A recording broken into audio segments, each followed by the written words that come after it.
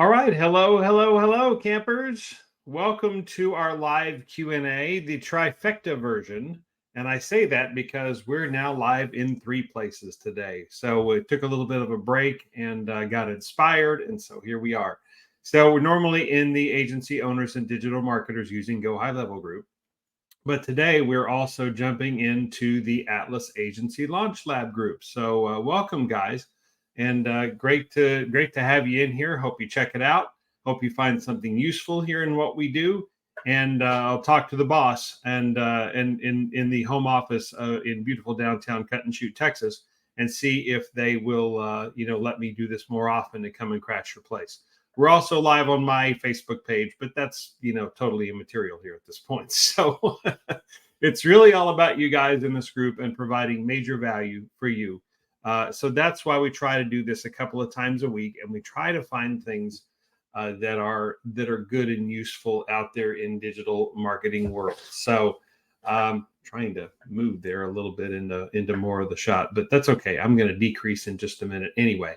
So let's talk about 3 things today that you know, but may not have looked at them from this point of view. So one in particular seems to be getting a lot of attention from people that I talk to. So we'll save that one to the end. Sorry, guys, a little bit of a tease. But we're going to talk about all sorts of different things today. But 3 topics in particular on this Trifecta Live Q&A, and we will attempt to do our best. I'm not sure, since we're on in multiple places, how this works. So if you have questions or comments, just do me a favor and comment on whichever group you're in, and go ahead and just put those in the comment section. I probably won't get to them during the live, but we will get to them later because it is a live Q&A after all. So we will do our best to answer. I'll stay around afterwards and answer any of those in real time and react to those so that we all can see them. So let's talk about what we're going to talk about today. So that is, I don't know what happened to my, this got a little sideways. Okay. So what we'll talk about today, my deal got backwards. So it's funnels versus websites, kind of like plants versus zombies, and then we're going to talk about some message marketing, and then we're going to talk about neo SEO. What is neo SEO, might you ask? So we will get to that very, very soon. So I'm going to jump around just a little bit. Let's talk first about funnels versus websites. And by the way, we didn't have our that same home office over in Cut and Shoot, Texas, decided that we that the countdown that we normally had to start out is had to take a pause for a little bit because of YouTube didn't seem to like it. So we are literally getting the band back together, and we'll have that redone for you before long. So you just at least kind of have an idea, or at least get your head right for just a minute before we start on the show. No, wait, that's me. Okay.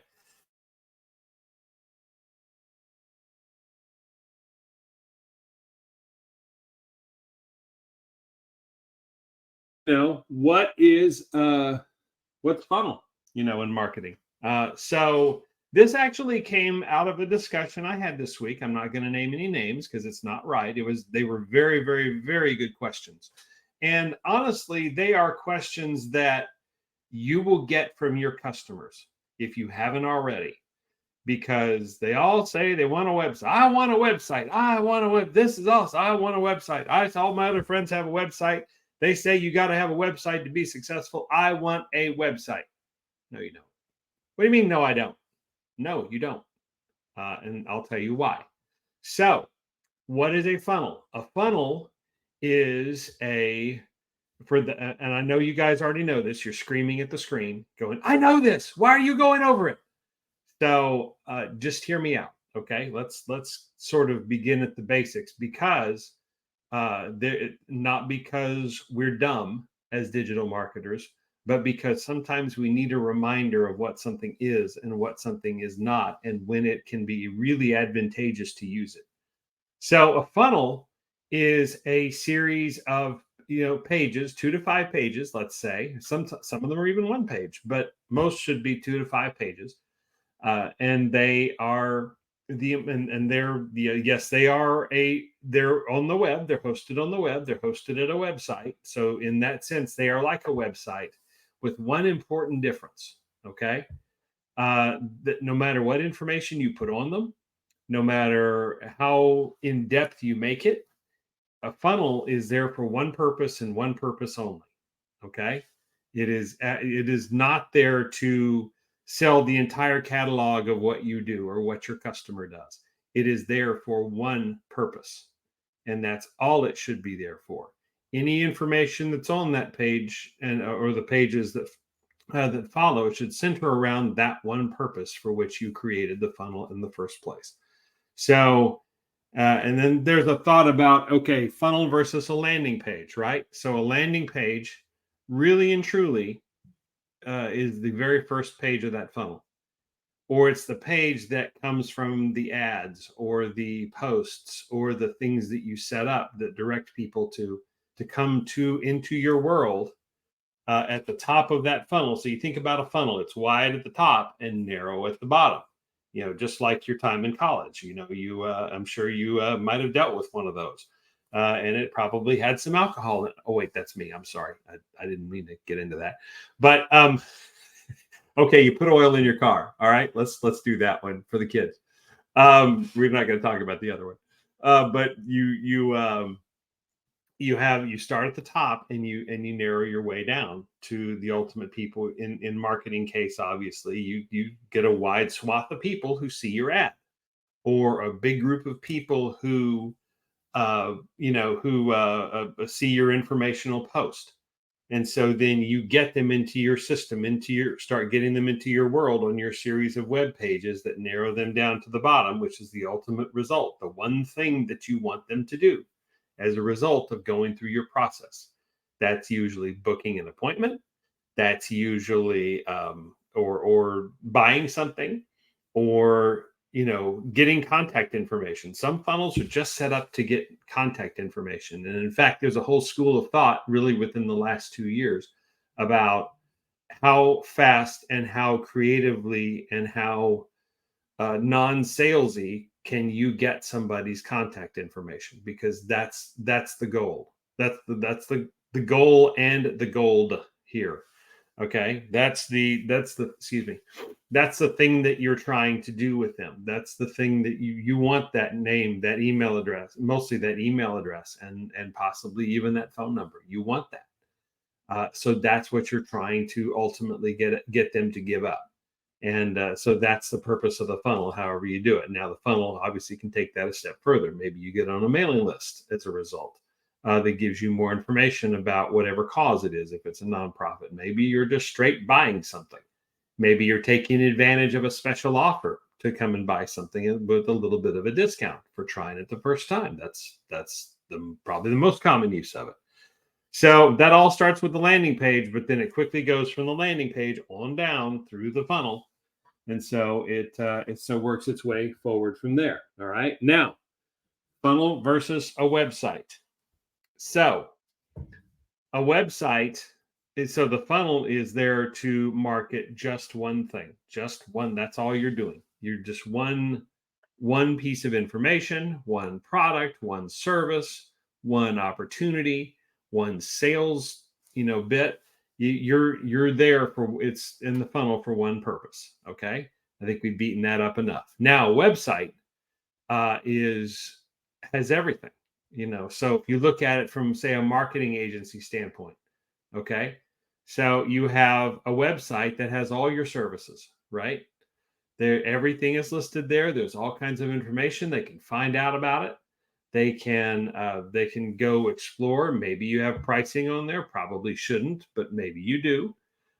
Maybe you have, some sort of other. This is the general information. This is the virtual business card on steroids that somebody finds out there about you, that is always there and always available and always selling you and what you do. Yet, maybe you have a special offer for people to try. Maybe you have a special opportunity that you want them to take advantage and to learn about a specific service that you offer. That is where you would bring a funnel. And so the funnel is the one thing. You still have the website. In Atlas Agency Launch Lab, guys, we start them out with a website because they are agencies. They will become agencies marketing multiple things. You need a website to do that. Please don't try that on a funnel. It won't work. But if you so you need that presence. But understand, when you set up a website, there's a lot of feeding going on. You have to feed the beast. You have to put that information out there, and it's a lot more information than just a funnel. It's a lot broader purpose than just a funnel. It's a good purpose, but it's much broader. So both of them have their place in the marketing world. I mean, so if somebody needs a website, you ask the questions, do you have multiple things that you're trying to promote? Do you want to have a place that lists everything you have and everything you do and everything you're about, relative to getting these people's attention and bringing them in? It doesn't have to be your life story, but it does have to be a lot about you when you choose to put out that website. Or is it just a more singular purpose? You just want calls. You want calls to come in and people book appointments with you. You can still put some information about you and what makes you different, or you can help your customer, Mr. or Ms. Marketer, to do this, especially. But you can do that with a funnel. So it leads me to a phrase that I like to say: don't send a don't send a website to do a funnel's job. Don't send a website to do a funnel's job. What does that mean? Not everybody who really says they want a website really needs a website. I'm here to tell you, if it hasn't happened to you, it will. You will get those people who know just enough to be dangerous. They're the types that corner people at parties and try to get all the free information out of them they can. And so they take all these little tidbits and pieces and they suddenly become the expert, don't they? You know those people. I know you know those people. So they want a website. That you got to have a website. Everybody needs a website. Well, okay, how many products do you have to put? Just one. Okay. So how much other information are you going to put on this big website you have? I don't know. There's a lot of stuff. You're going to come up with it, right? No, I can only take what you give me because I'm representing you. I'm representing your voice. If you hire me to do these things, would you consider a special kind of website, still a website, but a special kind called a funnel? And so what it will do is you just want customers taking your offer, right? Right. Okay. So if we do that and you just have the one offer, then why don't we set up a landing page? You've heard that term, guys, landing page, that introduces you and the basics of who you are. Not that much information, but we want to give them information as to why your business or nonprofit organization, guys, don't leave them out of this. Or NGO, don't leave those out at all. It's the same thing. They have causes. They have things you want to. So you have that page that specifically has those items, and then it has all over it in every place possible a call to action. It has every place possible. It's a call to action. So sign up, give us your information, sign up. Let's get started. Let's get going. Buy our product. It's all over the place. Not to the point of annoyance, but pretty close. It's a fine line. Okay.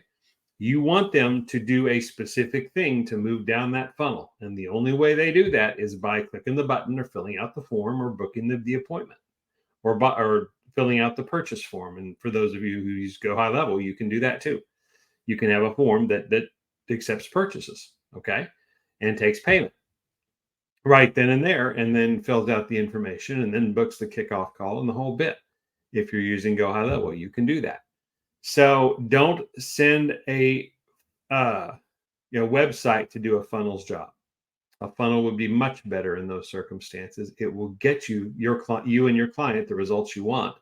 It will have enough information to differentiate you as a business or as a NGO or nonprofit or whatever, and then talk about the thing and the cause or the whatever you want them to do and why they should do it. And so you could use videos, you could use all sorts of things, but just do it on the 1 to 2 pages. And then really the only reasons to have more pages than 1 or 2 is the second one is obviously a thank you page. If they do whatever it is you want them to do, maybe there's a calendar appointment involved, and maybe that takes up a page, or maybe there's a purchase involved, and maybe that takes up a page. There's really not any other reason to have multiple pages on a website except as a reward. Maybe they do what you want them to do, and so you give them a coupon code, or you give them a something on the next page that finishes the job. That's what they paid for, or is what they signed up for, what they gave their information for. The payoff is on that next page or two. And then when they click to take advantage of that, maybe you have a third page. It's a thank you page. Okay. So don't send a website to do what a funnel can do much better with much better results. And most of you know, and if not, you should. Sheena-Leigh says it all the time. Do not put together a very nice ad and all that, and then send people who respond to it to a general website. They will get lost. They will wander away. They will wander around. I've said this to multiple people this week. They will wander around. They will not do the thing that you sent them there to do. Send them instead to a funnel page, to a landing page, and then the funnel that comes after it as a result. So then you have them learning a little bit more about you, more than just the ad shows, say, or more than just the post shows, say, for example. And then you, or more than just the video shows. You can use video. Why not? And then so they're learning about you on that page. They're taking the action you want. That's the only thing they can do there. So that's the only thing you want them doing there, is taking that action. And then as a part of the funnel, what happens afterwards when they get to the thank you page, then if you have something like a CRM, like a Go High Level is perfect for this. There are others too, but we love Go High Level around here. So obviously it's part of one of the groups here that's a part of this whole thing, and it's at the core of Atlas Agency Launch Lab. It's what we set up. So Go High Level has automations that then take over. They know when a form is completed, if you link it correctly. They know if a calendar appointment has been booked, if you link it correctly. And then they go through automations and workflows. It's like a flow chart. It literally looks like a flow chart for those who've never seen it. They go through and take whatever appropriate actions you have set up for them to do. Maybe they wait. Maybe they send an email. Maybe they send a text message. Maybe they reply to some message that's gone out there. Maybe they ask a question and can tell the difference between yes and yep and sure, or no and nope and no thank you. So they can tell the difference, and you can set it up where appropriate actions are taken. That's all a part of the funnel. Maybe they can warm them up on the way to that appointment and remind them that this appointment is coming up. And here's a little more information about us and what makes us special and why you booked this in the first place. Here's some stuff we could not put out there on the ad or on the page. Now that you've decided you have some interest, we get to show you a little bit more. So thank you. Here's some more about us. So they're nurturing them along the way until they get to that appointment or that final action, that meeting that you want them to have or what you want them to do. So funnels versus websites. So what have we learned? Don't send a website to do a funnels job. So I think we've beaten that up enough. But if perhaps in the comments, can you put out there some times when you realized a funnel could do a website's job? When it could work much, much better. I mean, those of you who follow Russell Brunson, you're the ClickFunnels guy, you're just a funnel away. He's absolutely right. He is absolutely right. There are so many more uses, and it's less expensive too, really, to put that together. It's less time consuming for you to put it together, less expensive for the person, versus all due respect to you guys who do websites. I built websites. I know what they cost. They're not cheap. They're spectacular in what they do.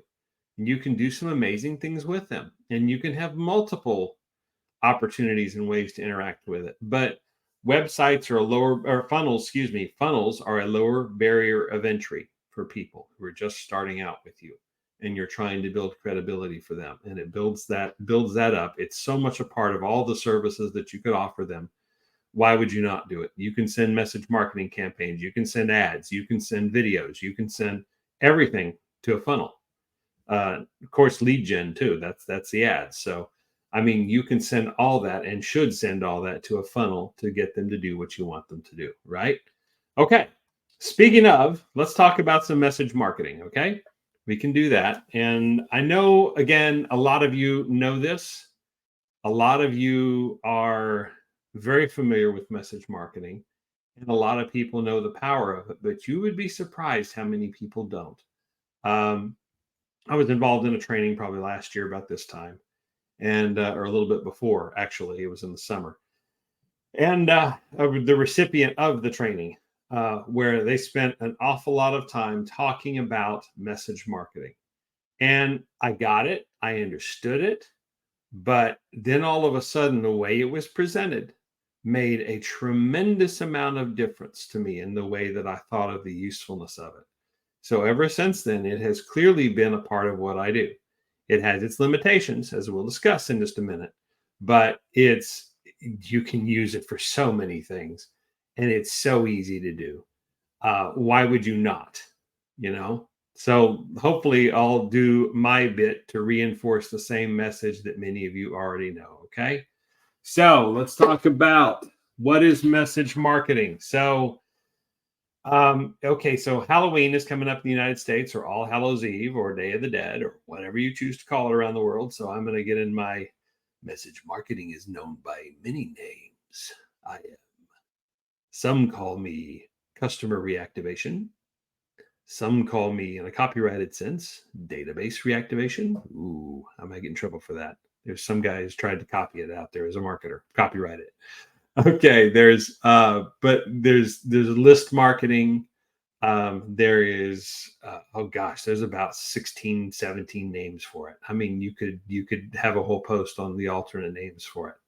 But essentially it's the same, it's all talking about the same thing. So it is taking a list of recipients via email or text or both, and sending out a campaign, a mass offer to them to get them to react, to get them to respond. So in some way. And the obvious use of that, you say, well, that's sales. I want them to come take advantage of an offer that I have. Okay, that's probably the top use of message marketing. Okay, so it is that's probably the top use. But did you know? I mean, you can send message marketing out about an event, a live event you're having, whether it's free or paid. You can get people to, I mean, there are so many uses of it, and we're going to talk about some of those, but it's sending out that list to people. You're sending out that offer to a list of people and tracking the responses and managing the responses as they come back. This is something that you can offer, I mean, right up front. So so how does it work? So it sends the message out to people. So you have a list of people, right? And you've curated that, and they all should be, it should be, all the same message communication. Okay. So if you're going to send this out by email, it needs to be a list of email addresses and people associated with them. If it's by text message, SMS message, it needs to be a list of phone numbers. And you can cross them, but you don't really want to unless you plan to use both in the same campaign. Obviously, if you don't have a email address for somebody in a list of text message or in a list of email addresses, you just have their phone number. That's not really going to work for them. So you have to leave them out until you do a text message campaign, or just understand that they'll only get half the messages you send them. Depending on how you set that up as to when you send a text message or an email message. So then people get those offers, and this lasts, I mean, not long, anywhere from 2 to 7 days to do this. You don't want to, and you want to do this no more than once a month. You do not want to pester people with this, particularly if it's the same group of people. If you have multiple groups that you're reaching out to and they don't overlap, then fine. You can do as many of them as you want, as long as they're different lists. But if you ping people more than once a month for this, it gets old really quickly, and they will start opting out, and they will start blocking you, and they will start unsubscribing. So you don't want to do that. But for what you can send, like we talked about, you can send a coupon, a discount to come and try something. You can send a contest.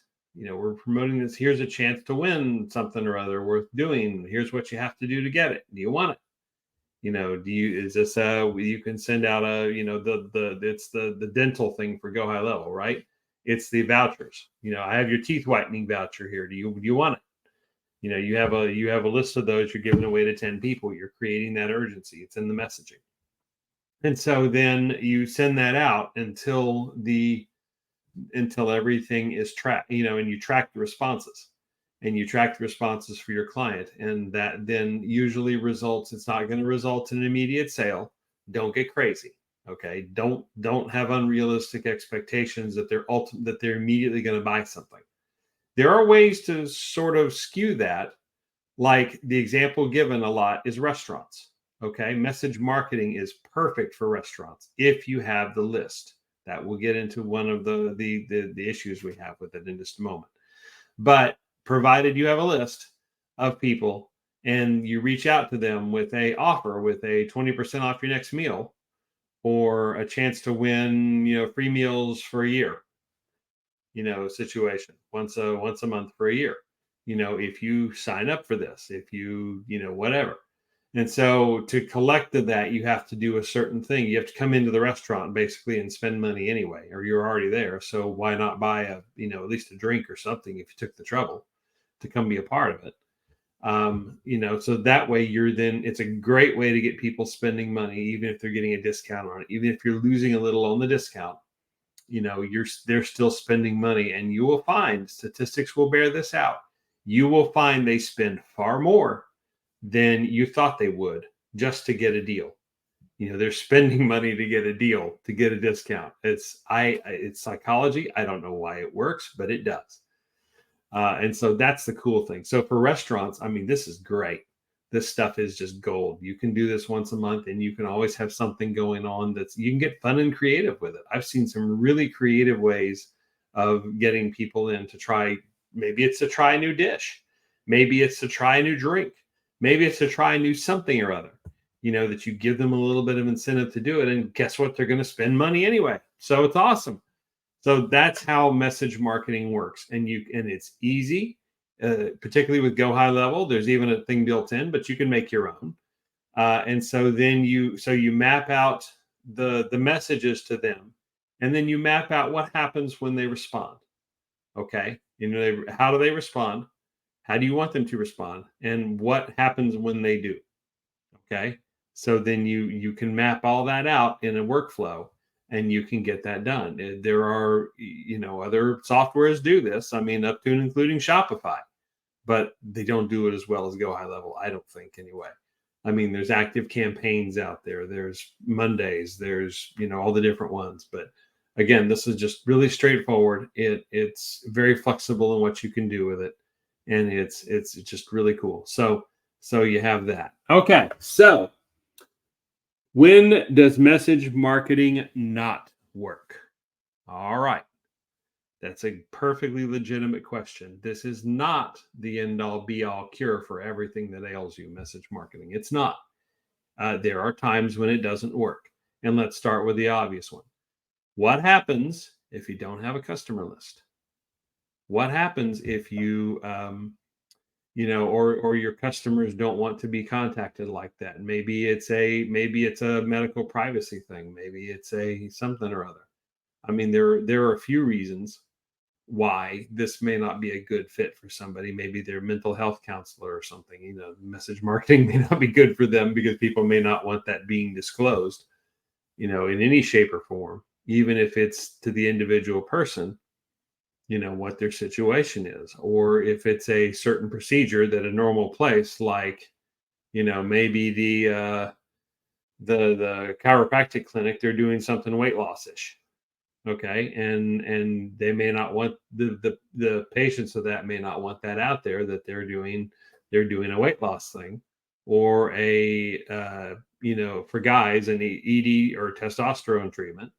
They may not want that out there. Guys may not want that out there. So there are times when it doesn't work, but the most common one is I don't have a list. I don't have a list put together. I'm not sure if I have a way to get a list. I don't know if this is going to work. So at that point, you really have to be creative, because let's just address that one, because that's really the main thing you're going to run into if you decide to use this. That's the first question you have to ask. That's the main thing you're going to run into. Do you have a list of recipients that we can send this to? And is it a big enough list? 5 people on a list isn't going to cut it. You're not going to get the return you want unless they're just that good. That all 5 of them will show up. Okay. So first, if you don't have the list, let's just talk about that first. If you don't have the list, then there are creative ways to get it. You can use QR codes that you can generate on Canva or any number of free QR code generators that will take them then to the funnel site, the landing page we talked about, and solve that problem. So you can harvest that information with a form. Okay, so that's a reason to use a funnel. All you're doing is getting the contact information. You're not selling them anything on that. You're just using it to make that happen. We have one actually in the Atlas Agency Launch Lab that is for determining whether or not somebody showed up to an appointment. So we'll get an internal notification, an email. I think it's an email or a text. I'm not sure which, but you click then a link and it takes you to a landing page.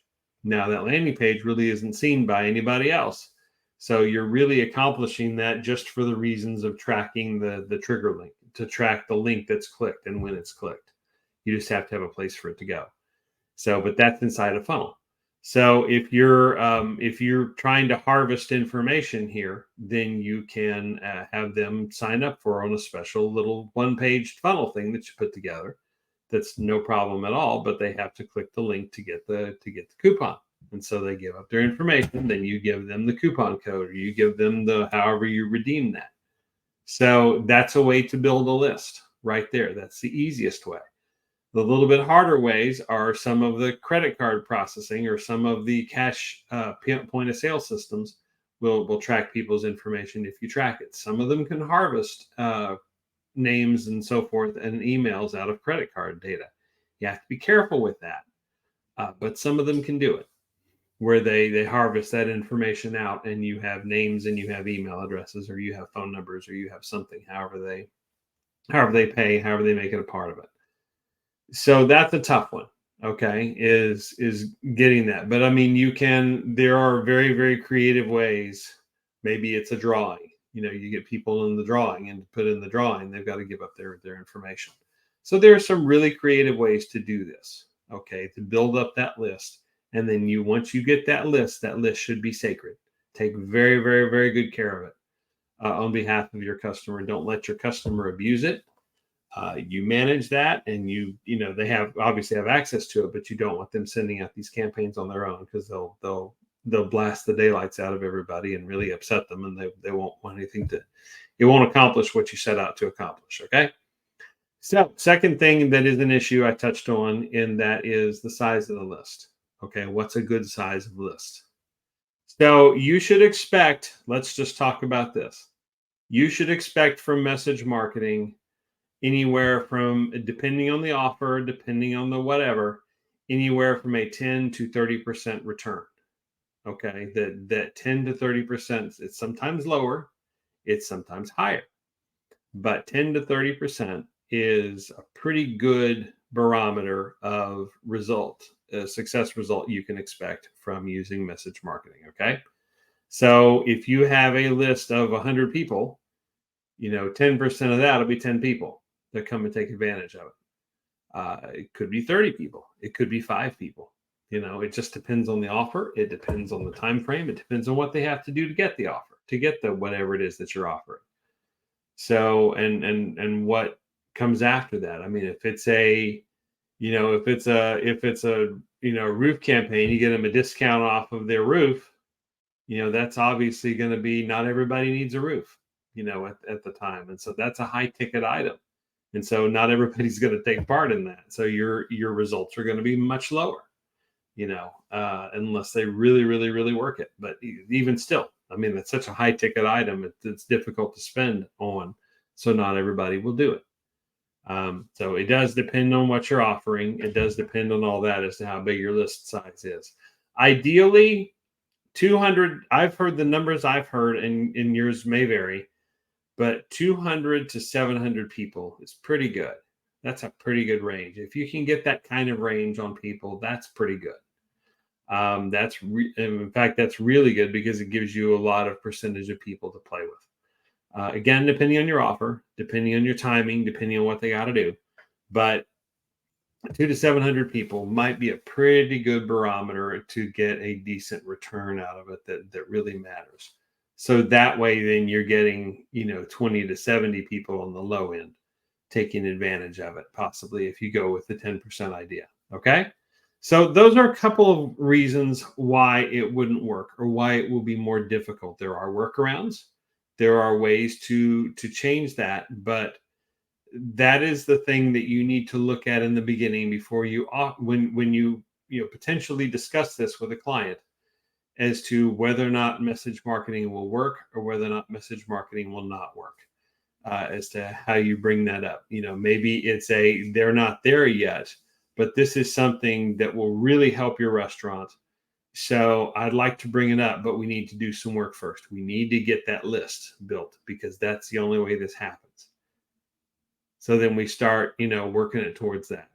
So that's some ways that it would work. That's some ways that it wouldn't work. So where can you use message marketing? We've talked about very much restaurants, very much things that are it's a smaller offer, as far as what they have to spend.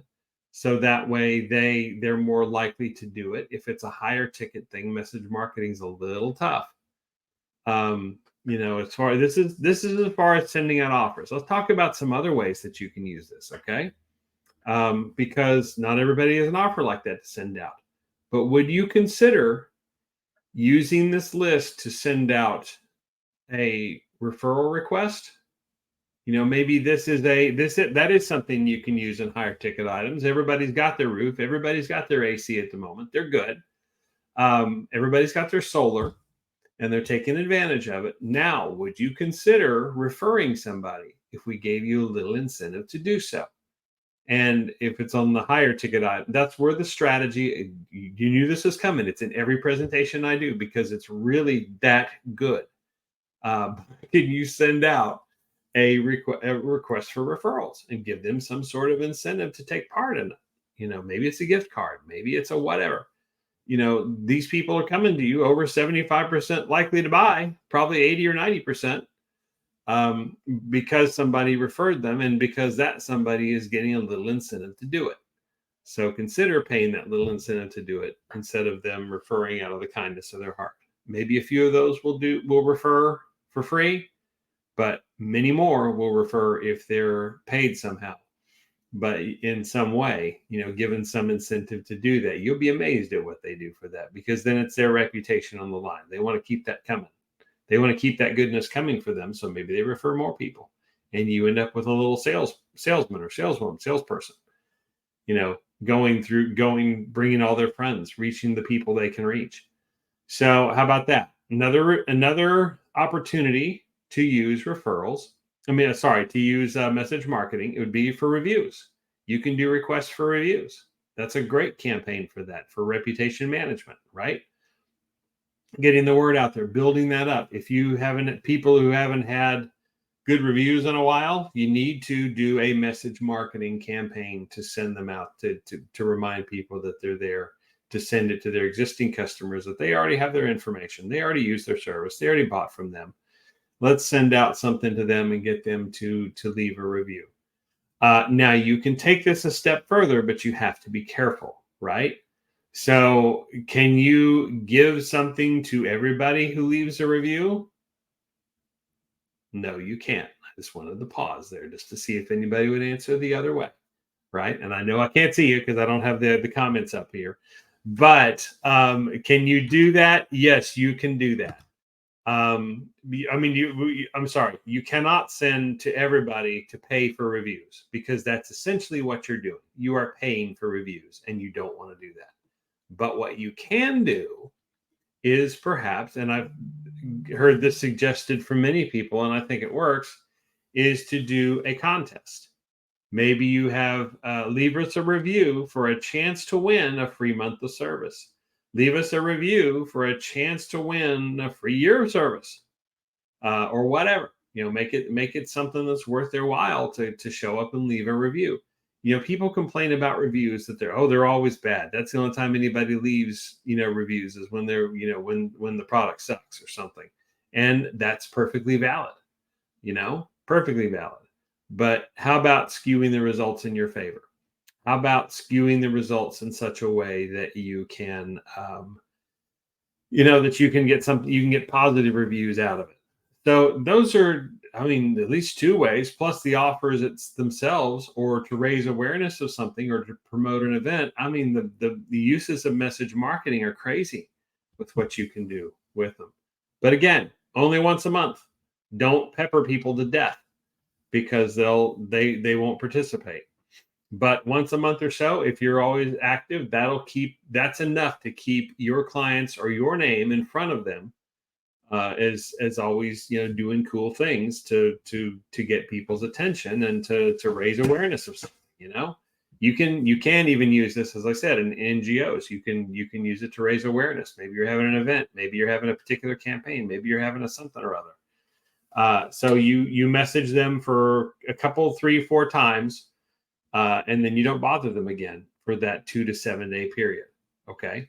So you don't want to pepper them to death, but you want to give them a couple of opportunities. If they don't respond this month, they don't respond this month. At least they didn't unsubscribe you, and they keep going from there. So, all right. So I think we have now beaten up websites and funnels, and we've now beaten up message marketing pretty much to death. So if you have some creative ways that you have used message marketing, won't you put that in some of the comments, in either one of the groups, or the page, either one of the groups that are out there?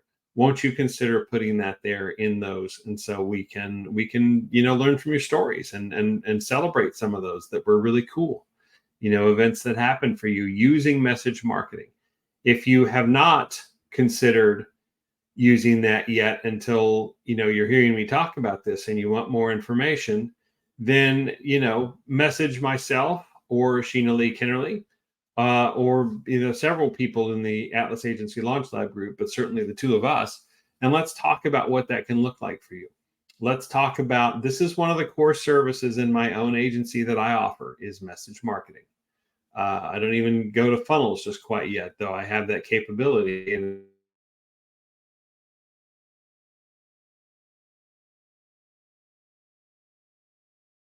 we have to do that. But for message marketing, it is one that's always out there. It's part of the core that I offer, because there's so many different uses for it. Even for those who the purchase is a one-time thing, or it's a big purchase. There's so many cool and creative things you can do with it. So share some of those, if you would. Put some of those in the comments. That would be awesome. I'd love to read some of those stories, and react to them and celebrate them with you. I mean, if they're wins, they're great. Or maybe put in some of the challenges, some of the things that you learned from campaigns that didn't go well, and how you would do them differently now. That doesn't, if not everybody's is fully prepared for that. So things happen. It's not a perfect science. So maybe it was your messaging. Maybe it was your group size. Maybe it was the offer. Maybe it was the whatever, and how you would change that now, knowing what you know now that you did not know then. So put all that in the comments, interact with us a little bit, and let's see what we can do here.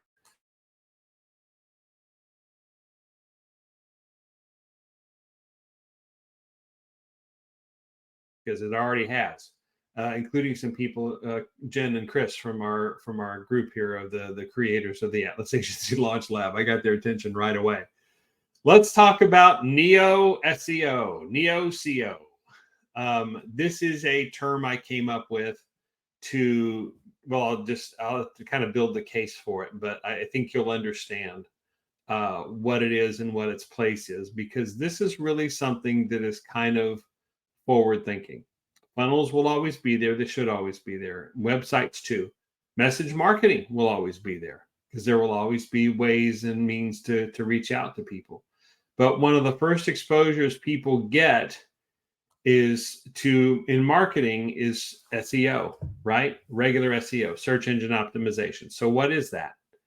Okay, so let's reset what that definition is of search engine optimization. It is, in essence, working for free to get to the or using methods and tactics and keywords and postings and all sorts of different things that Google likes to get to the top of Google. And let's be real here, only Google. Okay, that's the one everybody targets, because if you get Google, they have shared listing agreements with all these others, including Bing. And so they will end up at the top of Bing too. Top to do SEO right, get you at the top of lots of search engines, starting with Google, but not ending there. It will get you to the top of Bing. It'll get you to the top of City Search. It'll get you to the top of all these different ones if you do it correctly. So it is orienting your content, the keywords that describe your web page or your funnel page, even the very website itself, setting it up in ways that match. It's making sure your content is the same across all your channels, be it that website, Facebook page, whatever. Making sure those all match. So you have a unified presence that's exactly the same as what they said what you say it is. So that breeds legitimacy, and that breeds getting you noticed in more places by Google and by Meta in some cases. It'll get you shown up in more places. At the very least, it'll get you visible. Okay. Some places if you don't have that, they won't post anything you do. So it's visibility, and then it's getting to that presence. So SEO is sort of the gamification by the marketing community of that, versus the shortcut way that's much more expensive that Google would much rather you do, and that's pay for advertising.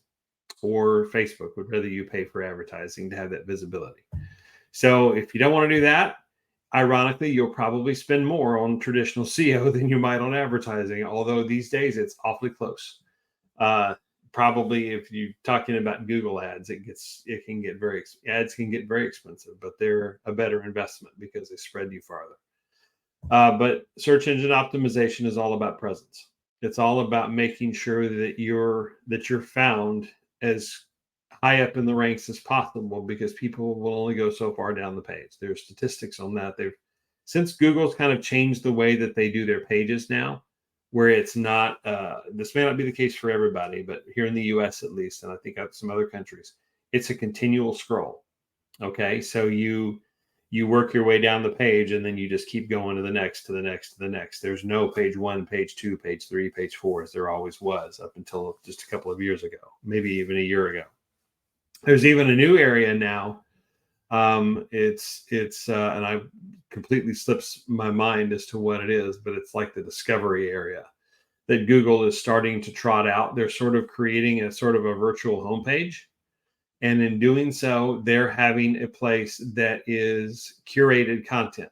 And yes, in a lot of cases, AI curated content.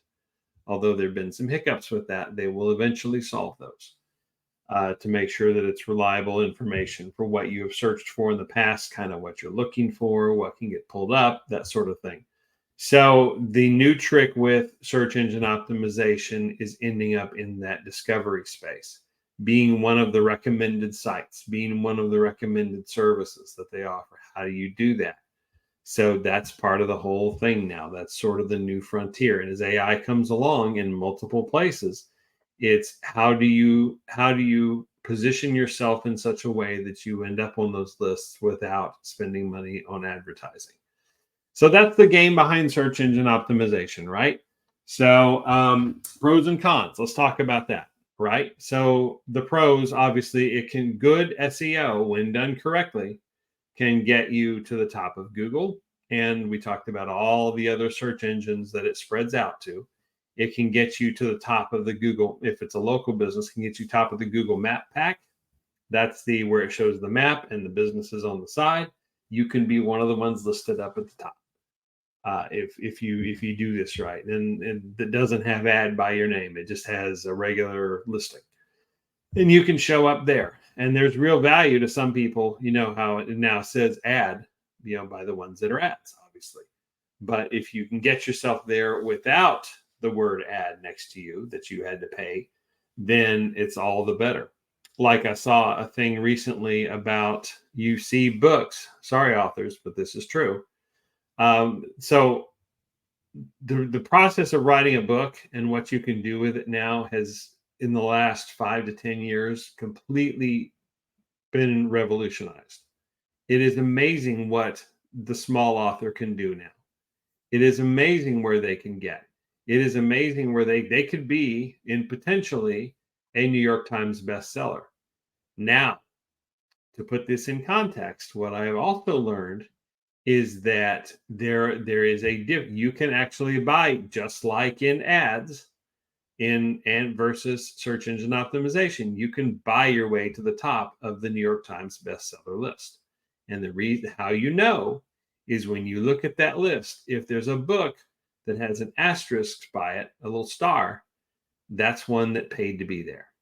Okay, that'll mess that up for you, won't it? So yeah, they did pay to be there, and so that is the main difference, versus one that organically worked its way up to the top by sales, by actual sales, by actual whatever notoriety, that sort of thing. Usually sales is what will do it, but also getting a good review from the paper and that sort of thing. So the concept of that is has changed, but yet it's more wide open for authors than than ever before.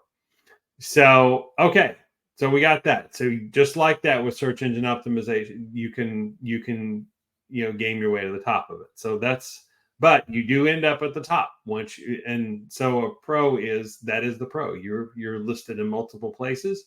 You are paid up at the top. It's a big deal. You worked hard to get there, and you don't have the ad by your name, right? So let's talk about the cons. There, honestly, for me, more cons than pros. First of all, it's expensive. It takes anywhere to do it right. I don't care what anybody tells you, and we're going to shortcut that in just a minute. But to do SEO right, the SEO people will tell you it takes 4 to 9 months to do it well, to really get that momentum going. And the later, the better. The more, the better. Okay, so you are, so it's taking a long time. There's expense involved in doing that, whether it's you doing the work or you outsource the work done to like an SEO reseller or freelancers or somebody else. It takes a while and it gets expensive. And the result, it could rival over time. It could rival ad spend if you don't watch it. So that's probably the main issue, that it takes forever. It's also very hard, as many will tell you, it's very hard to sell because of that fact. It's not something and the odd thing is, now I see people all the time going, I want SEO. I want SEO. It's like the website discussion from earlier. I want a website and I want SEO. I want SEO. I was just talking to a student yesterday who has got a potential client, that they want SEO. They've heard about it. That's enough to be dangerous. I want SEO.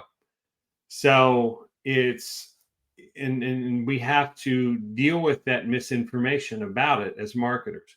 And yes, full disclosure, I had a bad experience with SEO when I started. Several of the training that I got said, it's hard to sell. It takes forever. It's difficult to deal with. And then guess what happened? I ended up getting an opportunity that was actually a referral to go sell SEO.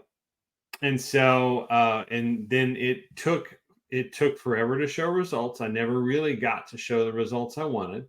They wouldn't make any of the extensive changes that we had to have to make that happen. And so it took a while. And it took, and I ended up not doing well with the client at all. And they were a good sized company who wanted to promote something they were doing. I'm not going to give away too many details, but it was just, trust me, it was a bad experience for them. It was a bad experience for me. It just didn't work. Okay. So that is something that is, I mean, that's a huge couple of cons there that work against it. So why in the world do people do it? Well, there's a couple of reasons. I mean, one, you can, perhaps you can, find ways to shortcut that process.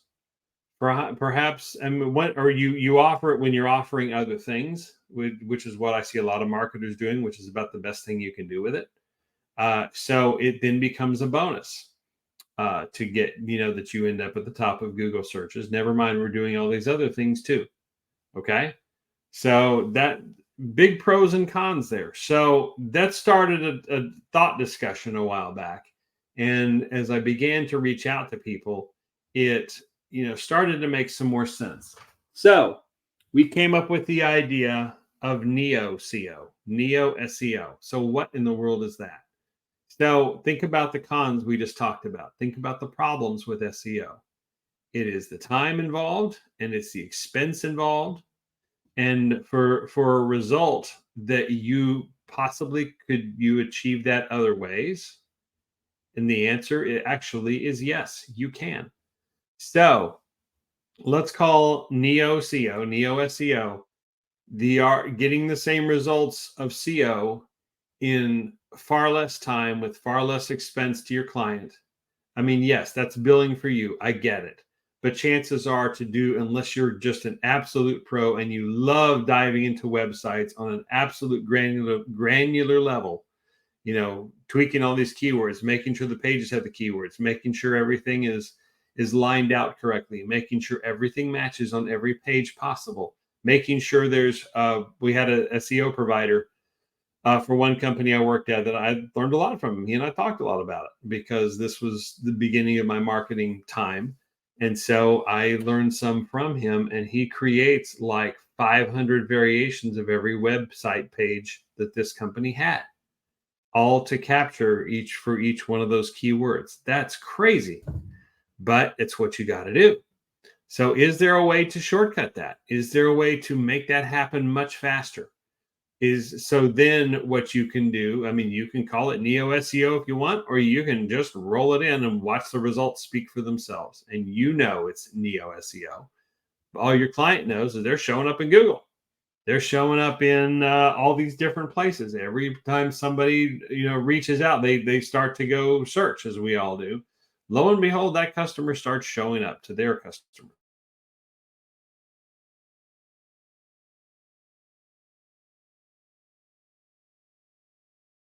Are some tools, what are some methods, what are some techniques that we can dramatically speed that process up, like within the first month, speed it up? Okay. So came up with some tools here that I hope will help at least start the conversation. The first one sounds obvious, but you would be amazed. When I learned it, I was amazed. Filling out, not only having a Google business profile, and I understand that doesn't work for everybody. So you have to be careful how you do this. But if you can, have a Google business profile. And most importantly, fill it out completely. There's obviously things that don't apply. If you don't have wheelchair ramps, don't bother putting in that you have wheelchair ramps, or, some of the wacky holidays that are out there or whatever. But fill it out completely otherwise. Take full advantage of everything they offer you. Fill in the keywords, fill in the business categories, all those you can put in there. Take your offers and put them on the Google business profile. It's even called, they have a little blog feature that's called What's New. They even have one that's called Offers. So you can put your offers, the same offers you're running on ads, the same offers you're running elsewhere, you can put right there and essentially run your ad for free with the same results. You can run special promotions. You can run all sorts of things.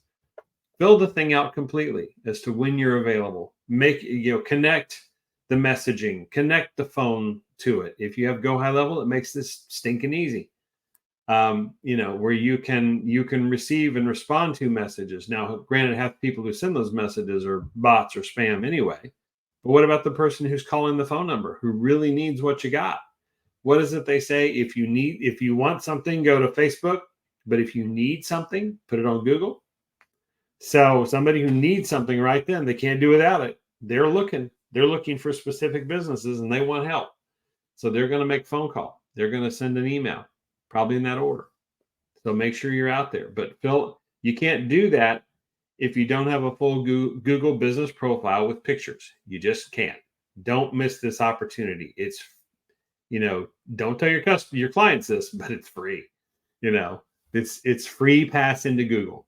So take advantage of it. It's there for a reason. Yes, you're giving up some data, but you know what? You want to be on Google, you're going to have to give up some data, my friend. I'm sorry to tell you. That's what they deal in. Same with Meta and everything about it. Facebook, Instagram, all that. You're trading data. You're trading time or money or whatever results for data. For your data points. So that's the first one. Okay. Second thing is have a Facebook page and the Google business page we just mentioned, and your website if you have one, or a funnel site if you have one. That's where funnels get really cool because there's not much to dress up. You don't have 20 pages you've got to fill out. You just have a couple. Okay. So can't say that enough, but make sure they all match. Google has said over and over again, this builds trust. This builds the legitimacy. This builds, the authority that you're out there and you are what you say you are. If everything you have points to each other and says the same things, says the same messages, says the same everything. As part of when I sign up new clients for my agency, and when we set up new students on the Atlas Agency Launch Lab, we will eventually, by the end of it with them, make sure all this matches. When I set up new clients, this is one of the first things I do is I go optimize their Facebook page. I go optimize their Google business profile. I make sure that all matches. If they got a website, we're saying the same thing. It's the same contact information. It's the same offers. It's the same things that you want them to do when they interact with your page. Make everything match. And you will be just these two things alone. I didn't believe it until I actually saw it in practice. One of the companies that was not a marketing company that I worked for, I got to do some of their marketing on the side. It's the same one that had the SEO people. And yes, some of this was due to the SEO efforts, but they needed a Houston, Texas office, which is where I was, which is part of what I did. So just in setting up and filling out the Google business profile alone, phones started ringing, stuff started happening. It's for something that, people they wouldn't necessarily look for on Facebook. But when they, those that need it. It's for more of a B2B thing, a commercial thing. But those who need it.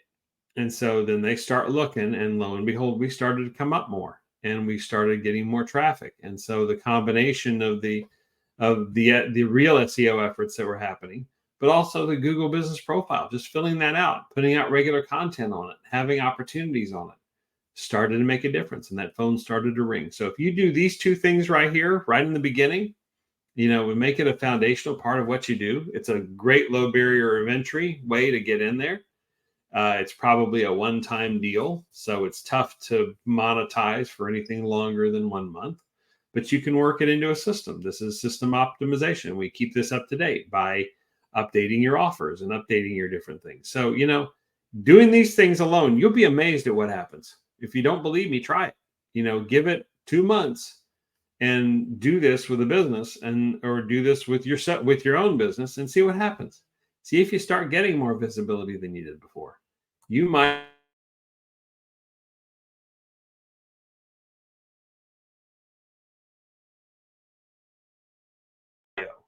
and some of this can be a deep dive, man. I'm here to tell you. You can get into some corners of SEMrush, however you want to call that. As well as there's a less expensive alternative that does a lot of the same things called Ahrefs that I found out from somebody who does use SEO. And so I've used both. And they both have their place. They're both very, very good at what they do. And so particularly SEMrush has found ways to sort of diversify a little bit. to have other tools and tactics and utilities that are just as useful. But if you want to set up true good SEO, these are the tools you come to. So there are low end versions of those that you can use them as barometers to help. So they'll help with things that are harder to find, like keywords. It doesn't take that long to do that. So they can, and they'll help with some of the phrasing and making sure everything is cross promoted accurately. And there's a lot of little things they can do. So perhaps an investment in one of these tools might help speed that up for you without having to dive too far in the weeds if you don't want to go there into SEO, because believe me, you can get deep into the weeds. As they say, you can get very involved, and there's a lot going on and a lot to keep track of, but these will help you do that. Those of you who have WordPress websites, I did not include it here, but obviously Yoast SEO is a fantastic resource. It's a tool, great tool, and a fantastic resource for doing SEO and teaching you to do it. And their thing is SEO for everybody, so they'll teach everybody how to do it in ways that are a little less cumbersome and easier to come by. And so those are some great, these are the pro level tools, if you will, that will help your SEO efforts. And so we'll include them because we didn't want to leave them out, but they're doing Neo SEO it should be for the little bit more novice, the somebody who doesn't, do this all the time and really dive into the full aspects. And these software are for the people who really, you can do some top level stuff, but they'll also dive very, very deep for the people who really enjoy doing this sort of thing. So for Neo SEO, they might be a great check and balance, but they should be the main thing that you can hang your hat on. But we didn't want to exclude them either, because they're what they do. They're wonderful pieces of software, wonderful services that they offer. So now let's talk about a tool that I found a while back called Citation Vault. These happen to be nearby to me. You can look them up and look up the address. So this is a Neo SEO tool in every sense of the word, and it could be used with, you don't have to, but it could be used to go along with the first two options up above there. So you filled out your Google Business profile, you got that going. You make sure your Facebook page and your website and all match, and then you come to Citation Vault. And what it does is so there are three components to to good SEO. Okay. And I'm going to get this wrong for the purists out there, so sorry. This is treetops stuff. But it's basically the keywords, the words that you use to describe, and key phrases, the website and every page on it, and the business and every page on it in multiple places, but usually the website. Then it's the content. It's the way it looks, the way it behaves, the way it, how the images, if they're good quality, if they're small, if it loads quickly, if it's all those different things. They call that on-page SEO. So is everything from an aesthetic point of view very, very good. And then the third component is backlinks. And basically backlinks are ways of promoting your site behind the scenes, ways of promoting whatever it is you're trying to promote behind the scenes. So there's all kinds of channels back there of things that are going on. So what this tool does is it creates 300, you get some basic information, and I'm talking like a main line and some descriptions and some keywords. Okay. And then your very accurate contact information. And even just to warn you, and this is not only the case for Citation Vault, but in general, if you have a business that does not have a physical address, or that you don't want your physical address being out there, get a physical address and put it on. Google loves it. Okay. You can put it at the bottom. You can put it out of sight. You can put it, you can make it the local UPS store or something that's a box down the way, or a PO box. I mean, you can do that, but a physical street address works better. Even though nobody may ever visit you, you don't want them visiting you because it's your house. Okay. I work out of my house too. I get it. So you do want, but you do want that physical address, because that helps your Google Business profile, and it helps your presence that you are where you say you are, which helps your legitimacy. So Citation Vault plays off of that. So you do have to put your physical address in there, and they recommend that you do. From there, they take that information and they rewrite it in such a way that, one, it makes sense. It's not just words put together, because that's called stuffing, and Google will penalize you for that. But or keyword stuffing or doing different things like that. But they rewrite these articles in such a way that they produce like 300 unique articles about you and get them on 300.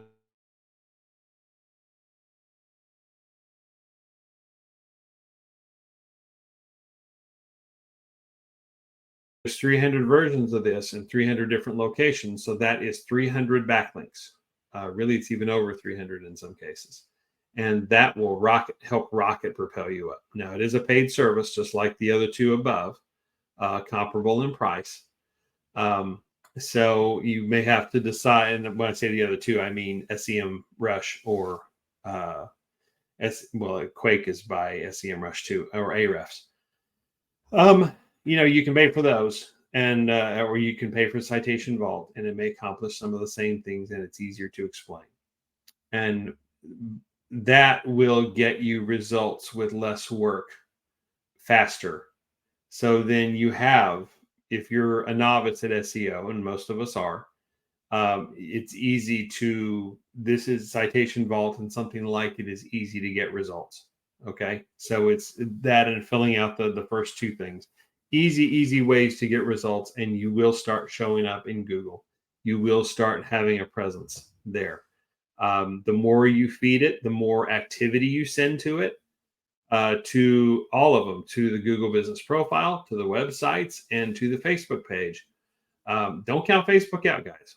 I know a lot of people moved on to Instagram and TikTok and YouTube and all that. Well, Facebook is a blue collar place now. It is a place that has made it such a level that the layman knows how to do it. And so they're still there. They are still looking. They're still using it. They're still out there. It still matters. It's not going anywhere. It may outlast Instagram, frankly, but it's a different idea. So don't count out Facebook either. So Citation Vault kind of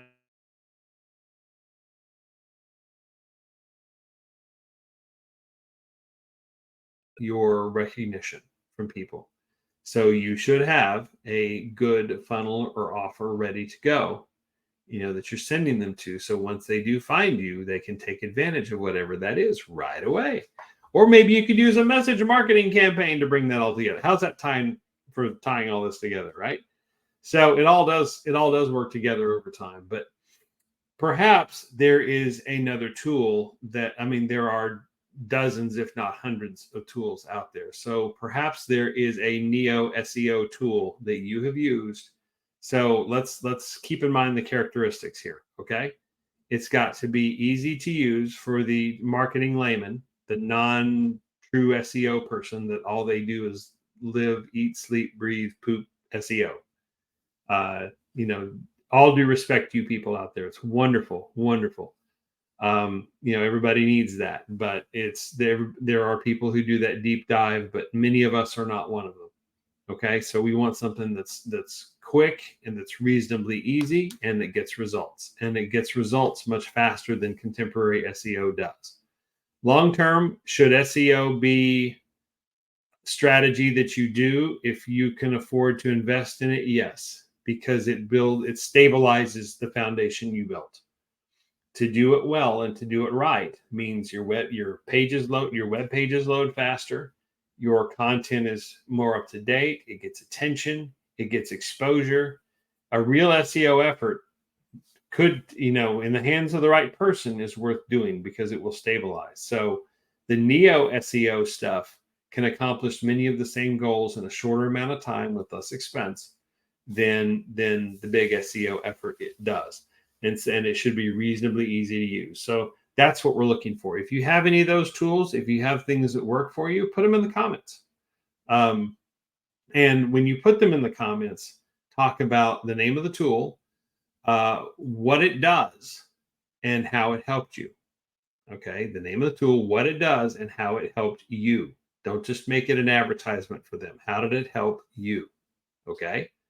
So that's, and let's try to build, maybe we can build a little list and we can circle back to this neo SEO thing, and we can talk about it exclusively at a later time, maybe even with some SEO people, and we can talk about what the differences are and what the advantages are and how that could work as a part of an overall strategy. Maybe you want to do SEO, but you want the faster result, so you start out with these tools, and then you bring in SEO later on, or you start SEO in the background, and then it sort of filters into that and takes over that process eventually and keeps everything, because some of these tools, try as they might, aren't going to optimize your web page for faster loading. That's a manual thing. But in the hands of the right web designer, in the hands of the right SEO specialist, that's easy to do. So that's it.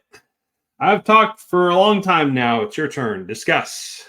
If there's a funnel experience you've had that was better versus a website, if there is a experience you've had with message marketing, why it did work, why it did not work, and what you learned.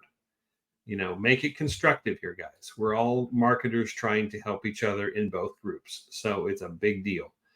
And then if there's a neo SEO tool that you have used that helps, and how it helped you to do that, what it is, the name of it, what it does, and how it helped you. This is your time to discuss. This is your time to put these in the comments, and the comments will last, farther along than ever the webinar does. So that's what I would ask you to do. So let's be a part of this interactivity together. This will be on the replays for a while in both groups. So I hope you will find it useful, and I hope you'll take a little bit of time and interact with it, and we can help each other as marketers to do something even more with these tools that we already know about, but maybe have a different perspective on than we did before. So that's all I got. I don't see any comments necessarily in the in the system here. I got to get back to where I was because I got off my dozens of screens. There we go. Yeah, that did it. So thank you guys for watching. Thank you for spending the time with us. I can't wait to see what some of these comments are. I think this is going to be quite cool, and I hope this was useful for you. We'll be back at least in the Agency Owners and Digital Marketers Using Go High Level group next Tuesday night at 7:30 Eastern, 6:30 Central. And who knows, maybe the home office will let us come and invade the Atlas Agency Launch Lab group as well during that time. But for right now, thank you so much for watching. We'll check you guys out very, very soon. Can't wait to see these comments, and we'll talk to you real soon. Have a great day.